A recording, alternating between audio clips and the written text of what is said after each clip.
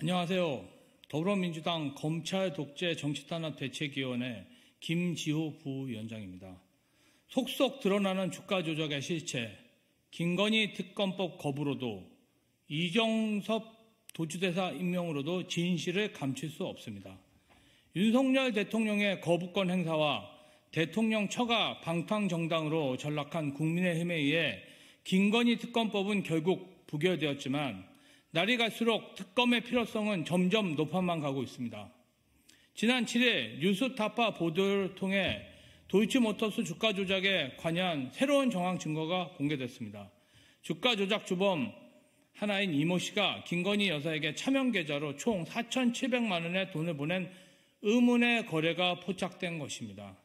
이모 씨는 주가 조작 1차 작전 시기 때 김건희 여사가 주식 계좌를 맡겼던 인물입니다.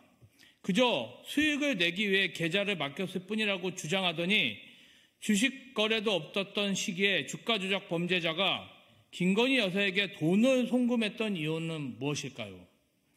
보도를 통해 주가 조작 전주 중 한 명인 양 씨의 자필 진술서도 공개됐습니다. 권오수 회장 재판의 1심 증거로도 채택된 이 진술서에 따르면 양 씨가 판에서 빠지려 하자 권오수 회장은 김건희 여사의 이름을 언급하며 빠지지 말라고 설득했다고 합니다. 이탈하려는 다른 쩐주를 설득하기 위해 이름을 댈 정도로 김 여사가 핵심적인 쩐주였다는 뜻입니다. 이처럼 김건희 여사가 주가 조작에 연루되었음을 보여주는 정황과 증거는 한둘이 아닙니다. 지난 12월에는 언론 보도를 통해 김건희 여사 본인이 직접 통정매매에 가담한 정황이 담긴 녹취록까지 공개됐습니다. 이렇게 김건희 여사가 연루되었다는 증거가 속속 드러나도 검찰은 요즘입니다. 유독 김건희 여사에 대해서는 이 악물고 모른 채 하기에 바쁩니다. 검찰은 도이치모터스 주가 조작 사건을 수사하며 권오수 회장, 주가 조작을 공모한 것으로 알려진 증권사 직원 등 주요 공범으로 지목된 5명을 모두 구속했고 사건의 주요 피고인들은 모두 재판에 넘겼습니다. 이후 2021년 12월부터 주범인 권오수 회장의 재판이 시작되고 법원은 김건희 여사 계좌가 주가 조작에 동원됐으며 이 중 48건이 유죄로 인정된다고 못 박았습니다. 그럼에도 2년이 넘는 기간 동안 유독 쩐주로 의심받는 김건희 여사에 대한 수사는 깜깜무소식입니다. 야당과 전 정부 관련 사항에 대해선 무자비한 먼지털이식 압수수색과 소환조사를 일삼으며 없는 증거도 만들어내려고 혈안이 된 검찰이 김건희 여사 앞에서는 서면 소환조사, 압수수색, 강제수사 없이 있는 증거도 못 본 채 하는 순한 양으로 돌변합니다. 윤석열 대통령은 지난 2022년 1월 3일 한국거래소에 방문하여 주가 조작을 통해 얻은 범죄 수익은 확실하게 환수하며 주가 조작을 시도할 경제적 유인을 없애는 한편 이에 가담하는 자는 우리 증권시장, 더 나아가 금융시장에서 퇴출시킨다는 각오를 갖고 이 문제를 다뤄야 한다라고 밝혔습니다.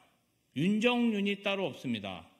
주가 조작 범죄를 엄단해야 한다는 윤석열 대통령과 김건희 특검법을 거부한 윤석열 대통령은 다른 사람인 모양입니다. 이렇게 김건희 여사 앞에서만 약한 검찰 독재 정권의 행보 탓에 최근 벌어진 이종섭 전 국방부 장관 호주대사 임명을 두고 김건희 여사 이슈가 부각되는 것을 피하려 총선 전에 새로운 악재를 자처한 것 아니냐는 웃지 못할 이야기까지 나오고 있습니다. 하지만 손바닥으로 하늘을 가릴 수는 없고 어떤 권력도 국민의 눈과 귀를 영원히 가릴 수 없습니다. 거부권을 남용한 윤석열 대통령, 거부권 행사를 종용하고 부결표를 던진 국민의힘, 수사도 기소도 하지 않은 채 권력 눈치 보기에 바쁜 검찰, 모두 범죄 수사를 방해한 공범으로 역사에 기록될 것입니다. 이번 총선에서 법 앞에 평등을 짓밟고 범죄 수사를 해박놓은 검찰 독재 정권을 반드시 심판해야 합니다.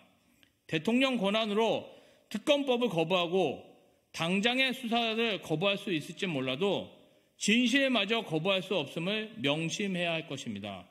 3월 17일 검찰 독재 정치탄압 대책위 김지호 부위원장.